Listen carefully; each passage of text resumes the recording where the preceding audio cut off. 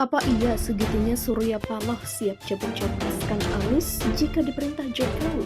Dari perspektif Nasdem sampai hari ini, kita masih yakin berada di dalam koalisi pemerintahan di bawah kepemimpinan Presiden Jokowi. Jadi kalau ada yang mencoba mengusik, memframe kita, Jokowi itu pada Nasdem. Itulah frame yang dilakukan. Jokowi itu tidak suka pada Nasdem. Itu pasti menurut saya upaya yang dilakukan secara sistemik dan sengaja. Presiden kita Jokowi agaknya sudah tak peduli dengan kenyinyiran para pengkritiknya. Ia kini secara terbuka mengaku ia memang akan terus cawe-cawe dalam politik. Ini jadi penting karena dalam beberapa waktu terakhir ini Presiden berulang kali dikecam karena dianggap masih ingin campur tangan dalam konstelasi politik, padahal kekuasaannya dianggap sudah akan berakhir.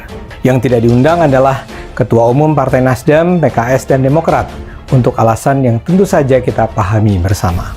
Salah satu agenda pembicaraan adalah Pilpres 2024. Untuk pemilu 2024 nanti telah dinyatakan siap 100% sampai dengan tingkat kecamatan. Dan dia harus secara tegas menyampaikan kepada publik bahwa dia akan terus ada. Saya tahu sikap semacam ini akan membuat galau orang-orang seperti Rocky Gerung, Yusuf Kala, Anies Baswedan, dan kawan-kawannya. Mereka terlihat sekali galau dengan performance Jokowi.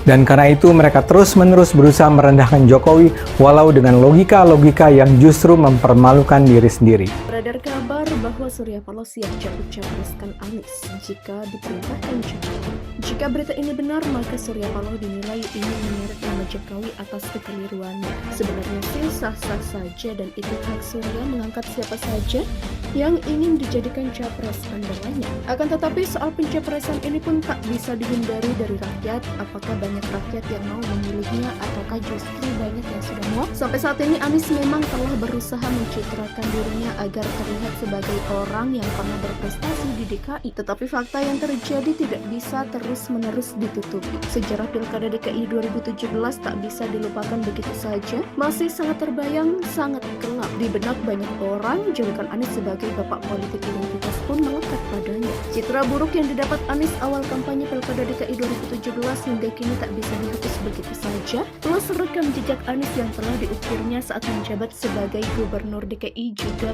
semakin memperburuknya. Hari-hari Anies di DKI hanya sibuk pencitraan. Mungkin pikir Anies bahwa sejalan dengan waktu maka masyarakat akan melupakan semua itu. Tapi nyatanya tidak sama sekali. Berbagai janji-janji kampanye yang pernah digembar-gemborkan itu pun tidak ada yang terrealisasi. Inilah yang menambah daftar buruk Anies di masyarakat. Memang ruang lingkup Anies menjadi gubernur itu di wilayah Jakarta saja, tapi efeknya bisa seantero nasional. Untungnya tidak sampai ke Turki. Tentu saja butuh kerja keras yang penuh kritikan untuk merebut hati rakyat, butuh usaha yang sangat super licik agar kesan negatif pada dirinya itu hilang di benak masyarakat. Rekam jejak buruk yang tercatat di ruang digital sulit dibendung. Berapapun banyaknya tokoh agama yang ingin digandeng Anies untuk membalas dirinya tetap tidak akan bisa. Jadi ketika Surya Paloh mencapreskan Anies pastilah kewalahan dan efeknya elektabilitas Partai Nasdem jeblok. Surya Paloh dan Nasdem pun dikuliti setipis demi setipis. Nasdem pun dinilai sebagai partai yang tidak punya kader yang berkualitas, pemimpin sehingga hanya comot sana comot sini. Nasdem bisa dinilai partai yang tidak konsisten dalam memperjuangkan demokrasi. Dan boro-boro Nasdem pun akan dinilai partai yang tidak terlalu memikirkan rakyat.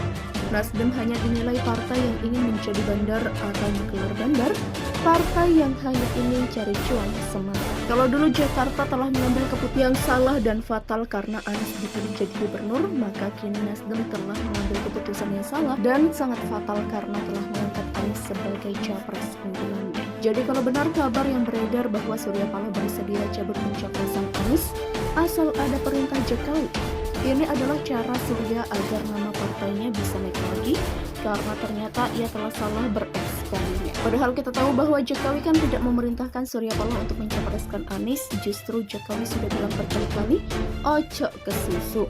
Tapi tampaknya Surya Paloh meremehkan Jokowi. Nah, kalau Surya mau cabut pencapresan Anies, ya tidak usah menunggu perintah Jokowi, cabut aja langsung. Mudah kan? Tapi meskipun Surya cabut pencapresan Anies, Partai Nasdem sudah terlanjur jatuh. Ibarat orang yang sudah pernah jatuh di selokan comberan, tetap akan selalu diingat oleh orang-orang yang telah menyaksikannya.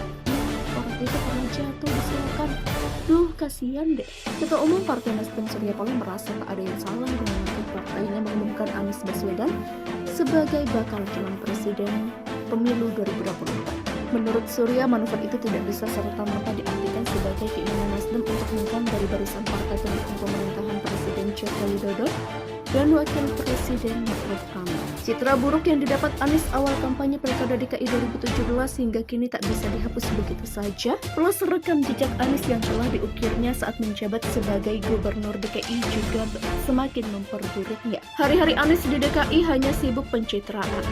Mungkin pikir Anies bahwa sejalan dengan waktu maka masyarakat akan melupakan semua itu. Tapi nyatanya tidak sama sekali. Berbagai janji-janji kampanye yang pernah digembar-gemborkan itu pun tidak ada yang terrealisasi. Inilah yang menambah daftar buruk Anies di masyarakat. Memang ruang lingkup Anies menjadi gubernur itu di wilayah Jakarta saja, tapi efeknya bisa seantero nasional. Untungnya tidak sampai ke Turki. Tentu saja butuh kerja keras yang penuh kerjikan untuk merebut hati rakyat. Butuh usaha yang sangat super licik agar kesan negatif pada dirinya itu hilang di benak masyarakat. Rekam jejak buruk yang tercatat di ruang digital sulit dibendung. Berapapun banyaknya tokoh agama yang ingin digandeng Anies untuk memoles dirinya tetap tidak akan bisa. Jadi ketika Surya Paloh mencapreskan Anies, pastilah kewalahan dan efeknya elektabilitas Partai Nasdem jeblok. Surya Paloh dan Nasdem pun dikuliti setipis demi setipis. Nasdem pun dinilai sebagai partai yang tidak punya kader yang berkualitas pemimpin sehingga hanya comot sana comot sini. Nasdem bisa dinilai partai yang tidak konsisten dalam memperjuangkan demokrasi, dan boro-boro Nasdem pun akan dinilai partai yang tidak terlalu memikirkan rakyat.